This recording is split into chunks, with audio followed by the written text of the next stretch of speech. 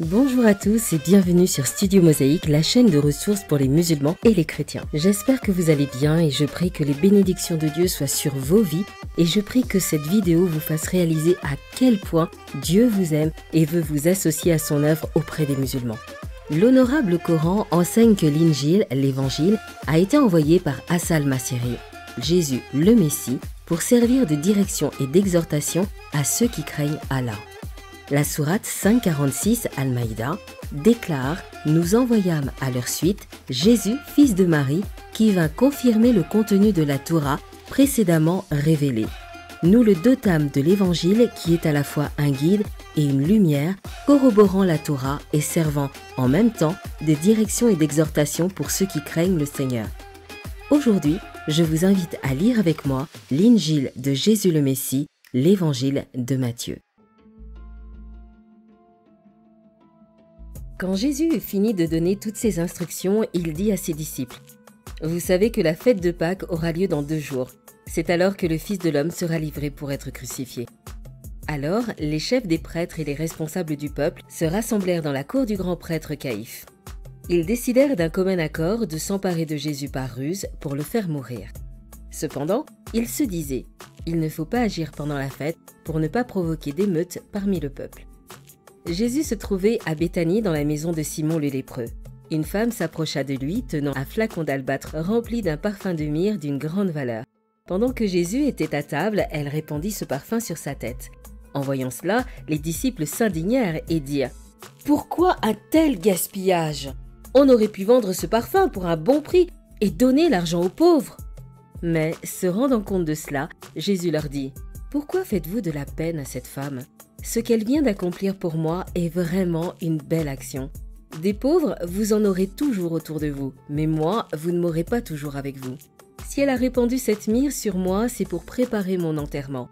Vraiment, je vous l'assure, dans le monde entier, partout où cette bonne nouvelle qu'est l'Évangile sera annoncée, on racontera aussi, en souvenir d'elle, ce qu'elle vient de faire. » Alors, l'un des 12, celui qui s'appelait Judas Iscariote, se rendit auprès des chefs des prêtres pour leur demander « Si je me charge de vous livrer Jésus, quelle somme me donnerez-vous » Ils lui versèrent 30 pièces d'argent.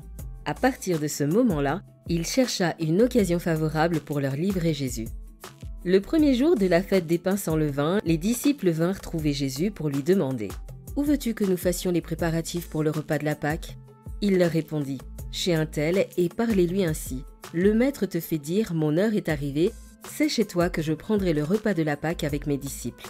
Les disciples se conformèrent aux ordres de Jésus et préparèrent le repas de la Pâque. Le soir, Jésus se mit à table avec les 12 et pendant qu'il mangeait, il dit « Vraiment, je vous l'assure, l'un de vous me trahira. » Les disciples en furent consternés. Ils se mirent l'un après l'autre à lui demander « Seigneur, ce n'est pas moi, n'est-ce pas ?» En réponse, il leur dit « C'est celui qui a trempé son pain dans le plat avec moi, lui, il me trahira. » Certes, le Fils de l'homme s'en va conformément à ce que les Écritures annoncent à son sujet. Mais malheur à celui qui le trahit. Il aurait mieux valu pour lui n'être jamais né.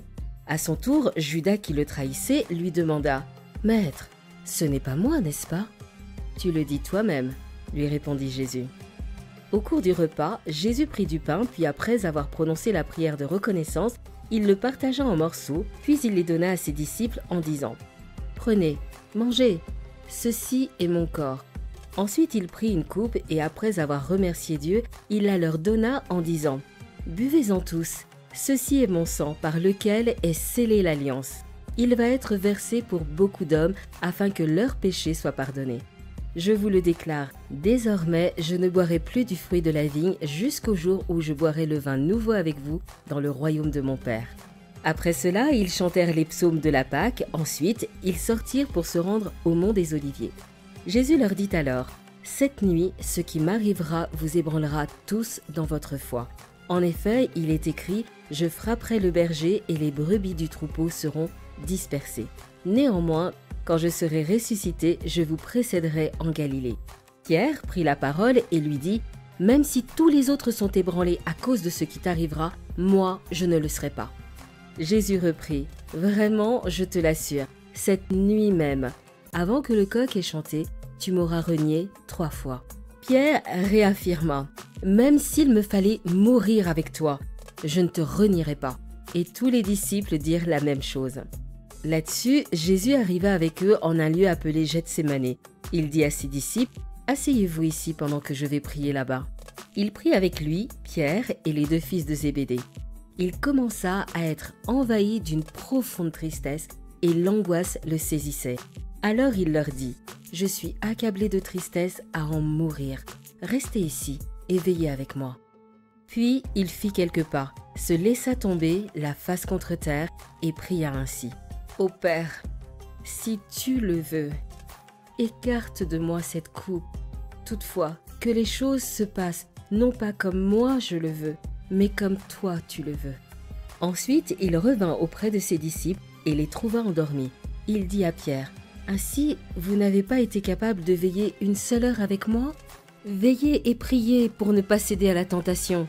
L'esprit de l'homme est plein de bonne volonté, mais la nature humaine est bien faible. » Puis il s'éloigna une 2e fois et se remit à prier en disant, « Ô mon Père, s'il n'est pas possible que cette coupe me soit épargnée, s'il faut que je la boive, alors que ta volonté soit faite. » Il revint encore auprès de ses disciples et les trouva de nouveau endormis, car ils avaient tellement sommeil qu'ils n'arrivaient pas à garder les yeux ouverts. Il les laissa donc et s'éloigna de nouveau. Pour la 3e fois, il pria en répétant les mêmes paroles. Lorsqu'il revint auprès de ses disciples, il leur dit, « Dormez encore et vous vous reposez. L'heure est venue où le Fils de l'homme est livré entre les mains des pécheurs. Levez-vous et allons-y, car celui qui me trahit est là. » Il n'avait pas fini de parler que Judas, l'un des 12, survint accompagné d'une troupe nombreuse, armée d'épées et de gourdins. Cette troupe était envoyée par les chefs des prêtres et les responsables du peuple. Le traître avait convenu avec eux d'un signe en disant « Celui que j'embrasserai, c'est lui, saisissez-vous de lui. » Aussitôt, il se dirigea vers Jésus et lui dit « Bonsoir, maître. » Et il l'embrassa. « Mon ami, » lui dit Jésus, « ce que tu es venu faire ici, fais-le. » Alors les autres s'avancèrent et mettant la main sur Jésus, ils se saisirent de lui. À ce moment, l'un des compagnons de Jésus porta sa main à son épée, la dégaina, en frappa le serviteur du grand prêtre et lui emporta l'oreille. Jésus lui dit « Remets ton épée à sa place, car tous ceux qui se serviront de l'épée mourront par l'épée. Penses-tu donc que je ne pourrai pas faire appel à mon Père? À l'instant même, il enverrait des dizaines de milliers d'anges à mon secours.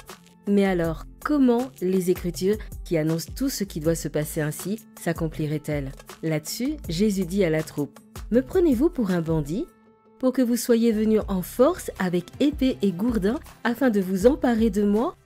J'étais assis chaque jour dans la cour du temple pour donner mon enseignement, et vous ne m'avez pas arrêté. Mais tout ceci est arrivé pour que les écrits des prophètes s'accomplissent. » Alors tous les disciples l'abandonnèrent et prirent la fuite. Ceux qui avaient arrêté Jésus le conduisirent devant Caïphe le grand prêtre, chez qui les spécialistes de la loi et les responsables du peuple s'étaient déjà rassemblés. Pierre le suivit à distance jusqu'au palais du grand prêtre et il entra dans la cour où il s'assit au milieu des gardes pour voir comment cela finirait. Les chefs des prêtres et le grand conseil au complet cherchaient un faux témoignage contre Jésus pour pouvoir le condamner à mort. Mais bien qu'un bon nombre de faux témoins se soient présentés, ils ne parvenaient pas à trouver de motif valable. Finalement, il en vint tout de même 2 qui déclarèrent « Cet homme a dit « Je peux démolir le temple de Dieu et le rebâtir en 3 jours. » Alors le grand prêtre se leva et demanda à Jésus « N'as-tu rien à répondre au témoignage qu'on vient de porter contre toi ?» Jésus garda le silence. Alors le grand prêtre reprit en disant « Je t'adjure par le Dieu vivant de nous déclarer si tu es le Messie, le Fils de Dieu. » Jésus lui répondit « Tu l'as dit toi-même. De plus, je vous le déclare.